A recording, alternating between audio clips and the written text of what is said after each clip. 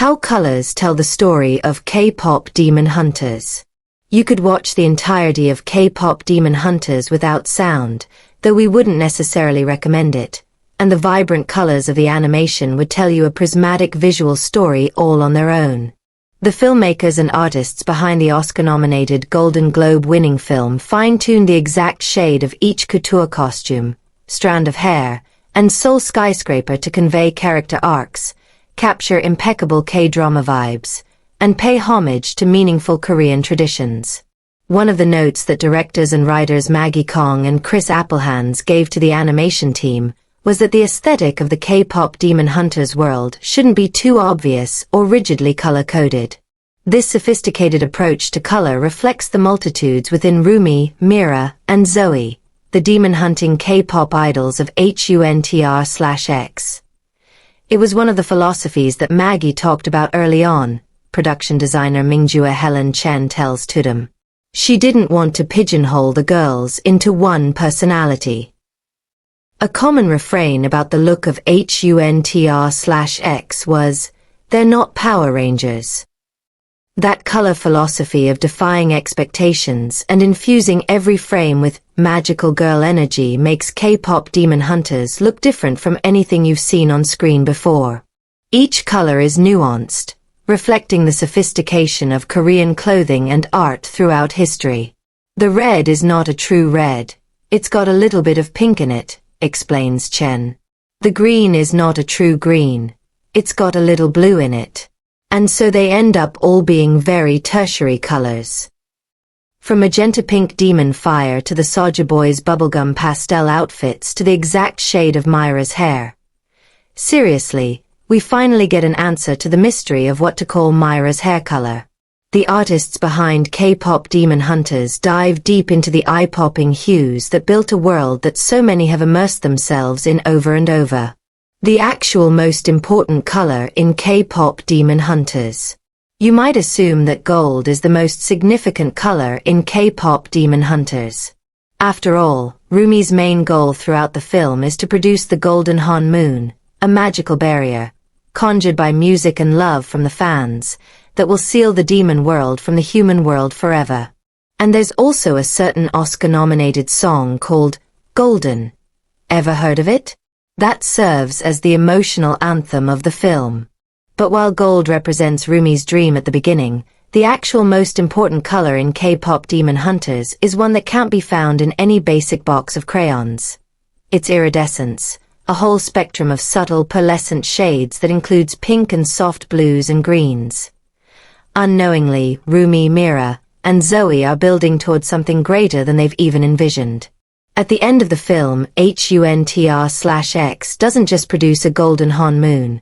They surpass that feat with a rainbow Han moon, symbolizing the unified voices of all the fans.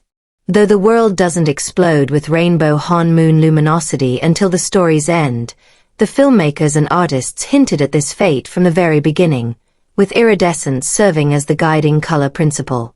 Han moon colors are woven into the girls' clothing as well as Rumi's demon markings. It's even visible in their weapons. Rumi's Sanjum, aka the Four Tiger Sword, Mira's Gokdu, aka Curved Moon Sword, and Zoey's Shin-Kal, aka Spirit Blades. These aren't typical hard-edged blades but representations of a different kind of power. I always pictured their weapons infused with musical energy. Colorful, iridescent, and flowing like liquid light. Visualized music bars or notes oozing and trailing from their movements, like a natural fusion of performance and spiritual power, says character designer Omi Thompson. With Appelhans' direction, Uni Cho, the character designer who worked closest on the weapons, took inspiration from cymatics, which is the science of visualizing audio frequencies. In K-pop Demon Hunters, iridescence is the color of music, strength, and HUNTR/X's true destiny. Magenta is the evilest color.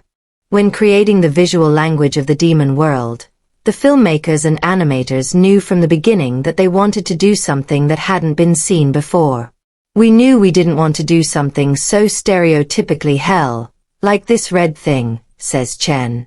So art director Scott Watanabe made a painting where he used this very pink magenta red, and that felt like something new. Anytime you see glowing magenta taking over the screen, you know that GWI, the demon lord represented by magenta flames in the underworld, is feeling powerful. When the demon boy band Soulja Boys cast their spell over a crowd with their street performance of Soda Pop, a magenta hue casts an eerily beautiful pall over the normally bright and primary-colored soul, symbolizing the rise of the demon's influence. HUNTR/X. They aren't Power Rangers or Powerpuff Girls. It's the norm for animated characters to wear the same clothes throughout an entire movie or series. Not so for the hyper-stylish HUNTR/X, with their deep wardrobes, which span from trend-defying couture to cute pajamas and hoodies. I think Scott Watanabe drew, not joking, 200 to 300 costume drawings across the whole movie, says animation director Josh Beveridge. Rumi alone has 23 costume changes. And the girls don't limit themselves to a single signature color. Unless they're wearing matching performance costumes, the trio switch things up constantly. The idea, according to Beveridge, is, they don't look coordinated, but they belong next to each other. In the girls' most iconic looks, the ones they rock at the beginning on their private jet, and the ones most often replicated on Halloween, none of them are boxed into one shade. You see yellow, for example, on all three girls, in different cuts and proportions. If you had to distill each girl into one representative color, you could look to their naragi, which are intricate charms worn in traditional Korean dress. But even here, differently colored beads and ornamentations reflect the specificity of each girl's tastes and personality. What color is Rumi's hair? And Mira's? Obviously, Rumi's hair is purple. But nothing about animating K-pop idol hair is that simple or obvious. There were so many meetings about it, says Beveridge. Hair color isn't just one color. It's got to have many layers. And there are so many decisions. How many flyways do you have? How messy of a knot is it? Chin says, up until a certain point, every artist painted Rumi slightly different colors. For the longest time, I was painting her hair white with a lavender tinge. In animation, you have to see how things evolve. And now to an eternal mystery. What do we call the shade of Mira's long, fiery hair? Like other colors in the K-pop Demon Hunters universe, it's a nuanced, in-between tone, but you know it when you see it. Not even the animators can quite put it into words. I mean, salmon doesn't really feel like the right word. It's a little deeper and more coral Y than that, says Chen. It's a very specific tone. It's hard. If you asked me to pick it out right now on a color wheel, I don't know what it'd be. Because it does have a little pink, a little orange, a little bit of all these unique colors. Beveridge tries to sum it up. I've never heard an official name for it. We call it me-red. In the end, they settle on an approximation of a shade called foxtail. But me-red sounds more like it. Our favorite black sheep defies all categorization. The Soulja Boys color transformation, bubblegum pastel, to edgy goth. The Soulja Boys were always going to make the shocking transformation from sugary sweet dream boy facades to sinister demon forms in the end. We were always checking in on where we start with them and where we end, says Chen. We wanted to make the reveal even more shocking, because edgy goth to edgy goth isn't as big of a journey as starting from something totally different. To play up the contrast, the team made their style as bubblegum as possible, with plenty of soft pinks and baby blues and teals. However, it still had to be believable that legions of fans would go wild for them. Beveridge says, I had to remind the animation team to remember they're also demons. It's easy to put them into a small box and make them too cutesy. So we worked really hard to remember they're still cool. This is fashion. Sure, The clothes are almost ridiculous, but they look cool at the same time. And their true demonic selves are terrifying in comparison, with their magenta skin and purple markings. The artists tried so many different color combinations, but green on blue didn't hit the same way, says Chen. Artist Nacho Molina is credited with finding the right look for the demon patterns, which play a huge role in Rumi's emotional arc.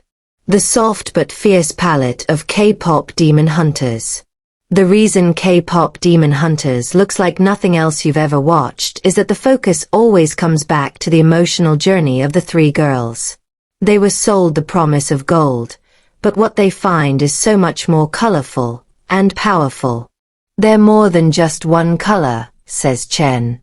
Chris Appelhans, for example, felt very strongly that he didn't want to use a typical animation palette. That's where the touch point of K-dramas came in, and how things are lit is very, very different from how we would normally approach it in animation. Perhaps counterintuitively, the softness of the K-drama-inspired lighting made it impossible to hide flaws in the animation.